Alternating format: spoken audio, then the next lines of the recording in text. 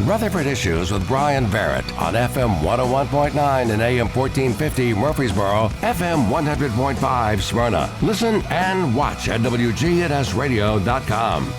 Rutherford Issues is powered by Middle Tennessee Electric for more than, since 1936. It's too early to do math, but that's a long time, right? They have offered more than just electricity. Their community outreach team works with schools, parents, and students to create engaging learning experiences. Find out more at mte.com, or better yet, download the My MTE app for iOS and Android. Today we're talking about the Child Advocacy Center, and joining us in studio, Karista Colwell and Presley Hosford, and the intern who is going to do the rest of the interview, right? Oh, yeah. We're going to convince her by the end, I think. So who did you bring with you today? I brought Asandria Dennis. She is a child development and family studies student at MTSU. Okay. Well, awesome. Well, it's good to have you way back there in the corner. But anyway, your interview starts after this one, so she'll never come back, will she? No. Is this interns? You have a lot of interns come through? Kind of. She's my second intern, but she was with me last semester, and I'm so happy to have her back for the spring semester. Oh, that's awesome. Yeah. So, but there are opportunities for students to intern throughout the CAC. Oh, definitely. Yes. I once was a intern at the Child Advocacy Center. Wow. And then got to go on doing community education. But so we have those community education internships and family advocacy internships, bilingual family services, and drug endangered children coordinator internships. All right. Well, that's fun. I'm sure they're mostly MTSU students since we're in a university city. So that's definitely a great opportunity for them. Have you had an intern yet, Karista? No, I haven't. I've been trying to figure out how to do my job and be a part of the CAC first before I start telling someone else how to do it. So, Understand. But I think it would be cool to work with someone who is maybe doing marketing or business, because I think that's more. Even though we're at a nonprofit, there's still a lot of the same transferable skills. So someone who's really into social media and making marketing materials, it would be cool to work with someone. Yeah. Well, who knows? Maybe. Who knows? So if you're out there and you're really good at Canva. Oh, so that is a big tool, in the toolbox. Oh, 100%.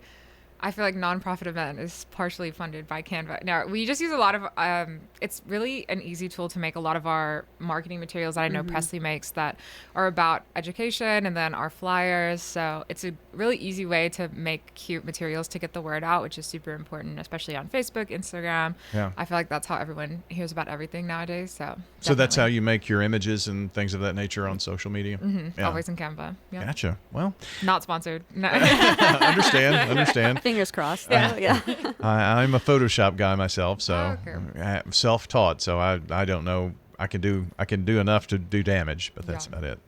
But at least Canva is pretty easy to be able to. Yeah, because we get a free premium subscription for being a nonprofit, whereas Photoshop does not. Yes, it is not. Yeah, I love Photoshop, but not in the budget. It Not is not. We might have to schedule a sit down with you sometime. Oh, really? Yeah.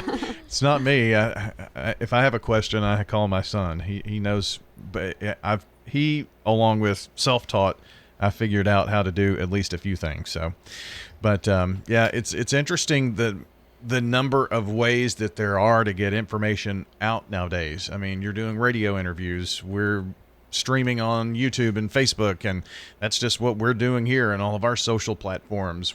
Whenever we produce an article or a podcast, it goes out. Facebook, Instagram, Threads. I mean, there's just so many. Blue Sky, Yes. It's crazy. And it doesn't seem that there's one that does.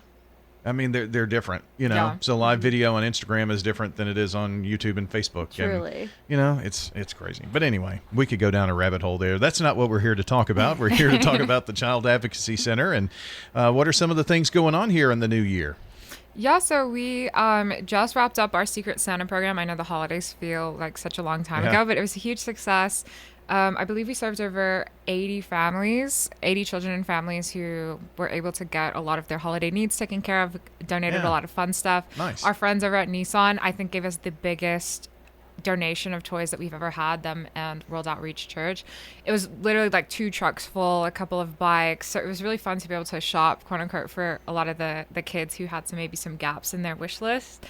And so we did Secret Santa, and then going into the new year, just starting to ramp up preparations for our spring events, which I feel like April feels like it's really far away, but it's going to be here before we know it. And so starting to prepare for our run out in Cannon County, and then our walk that's going to be here in Rutherford County. Yeah, well, February starts on Saturday. Yeah, right. So it's really not. It's like 2 months away. And I guess, Presley, you are busy scheduling out Darkness to Light? Yes, we already have some scheduled out. And I also found out I broke the record in our organization for trainees of Darkness to Light for the month of December, which was really exciting because with holidays, everything can be kind of slow. But December was busy for all of us, and I'm just feeling really grateful that not only could we give back to families, but that we still stayed so connected with other adults in the community through prevention education. Yeah, and that's awesome. So when you say within the organization, are you talking about like child advocacy centers across the area or whatever? Or you were just busier than you have been in December locally? Yes. Gotcha. Yeah, for our Rutherford County CAC. So just a small personal win for sure. No, that's a big win itself. I know that we have the CAC here, but is it part of a larger organization, or are there just other local organizations that do the child advocacy that you all do here? Yeah, so there are a network of child advocacy centers, and our kind of headquarters, if you can say, is the Child Advocacy Centers of Tennessee, so CACTN, and they kind of look over all of the chapters here in Tennessee. But what I love about child advocacy centers is you really can find them all over the state in different counties. But we are just affiliated with Rutherford and Cannon County Child Advocacy Centers. Yeah. But you can, oh my goodness, find them everywhere. Because each judicial district has their own child advocacy center, okay. But we're fortunate in that we have a Rutherford County location and a Cannon County location, whereas some counties are combined, so they'll have a CAC for that judicial district, but folks might be driving an hour plus to get to that CAC, whereas ours are relatively centrally located for the amount of people that we're serving. Yeah, and there is a location in each Cannon of those County. counties, yeah. Yeah, and so that's fairly rare, I would think. Yeah. So that's neat to know. So are you seeing a higher number, Presley, of Darkness to Light trainings that will be coming up this year? Or I think so, because I already have stuff scheduled out to May, which is amazing that I think people are getting more comfortable with the idea that speaking about prevention efforts in child sexual abuse is so necessary, especially if you're in a youth serving organization or have children of your own, because you never know when a child is going to choose you as their trusted adult to disclose abuse to. And so being prepared with these prevention skills, with this knowledge, and with the empowerment that the training brings is so necessary. And so I really love that it's being more well accepted in our community. Yeah. Well, that's great. How does someone maybe get something on the books? Yeah. So you could call our CAC at 615-867-9000 or visit our website, cacrutherford.org. And we have a section that says D2L trainings, and you'll find my email on there. And my schedule should be connected to that link as well. So you could go ahead and book a training there, and they are completely free. So we always have acronyms for long names, so that makes sense that you do that. Is it CAC, D? D2L. Yeah. Is it D and the number 2L? Yes, for Darkness to Light. Yeah. I know I'm so accustomed to just saying these little acronyms. I sometimes forget, hey, not everyone might know what you're talking about. Well, I mean, you said Darkness to Light. I put 2 and 2 together. So if you see that on the website, you can know that that's what it means. Child Advocacy Center guest today, Karista Colwell, Presley Hosford. What is it? CACrutherford.org, right? The website? Yes. Where you can find all info. So what were some of your, Karista, 2024 highlights of events this year? Some cool things. Definitely. it was my first year going through every single event, so it was nice to see sort of how different they were and how different the crowds were. Highlights for me were definitely Turkey Tee Off. 2024 was the first year we'd completely sold out. It was a little chaotic in the best way, driving around on the golf cart and just seeing so many people come out to support. And I think as well as the walk, seeing folks receive recognition for the work that they're doing, and then to have, I think, around 300 people just gather, have a cookout, have a big picnic, and celebrate, the work that we're doing. Those were, I think, two of my biggest highlights. And the Smyrna police citation for golf cart violations? Yeah, my lawyer told me not to speak on that. Cannot speak to such. She pleads the fifth. Yeah. You're going to be a witness, aren't you? She would never testify against me. Or I should say accomplice. But anyway, so coming up this year, next up, you said you were kind of focusing in on spring events. So what's the first one again? We have the Cannon Runs for Children out in Cannon County. That'll be the last Saturday of March this year. And then in April, the last Friday, April 25th, will be the Hometown Heroes Walk. Okay. Yeah, so if folks are, thinking about getting involved in any way, we're always looking for volunteers to help with prep, even just organizing.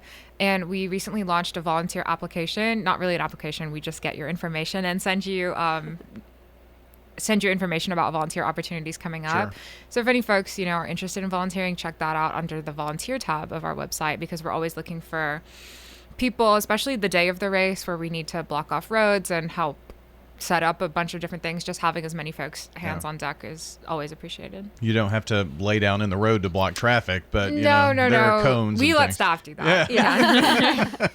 But an opportunity to help, and a lot of people look for ways to give if they can't give financially, but they can give of their time. That's just as important. So that's a pretty cool way to do that. Absolutely, yeah. And especially, I know a lot of folks have groups like book clubs, church groups, youth groups.